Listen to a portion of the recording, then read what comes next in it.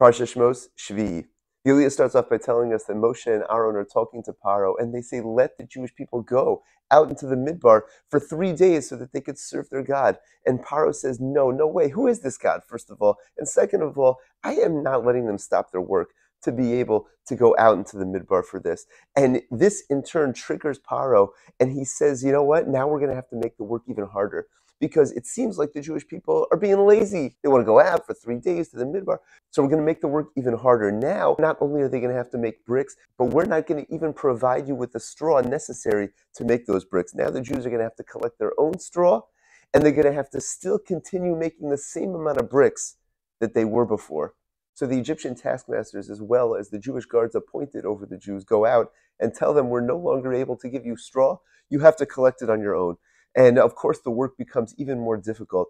Now, the Jewish guards had pity on the Jews, and they did not pressure them to work even harder. And in turn, the Egyptian taskmasters began to beat them and hold these guards responsible.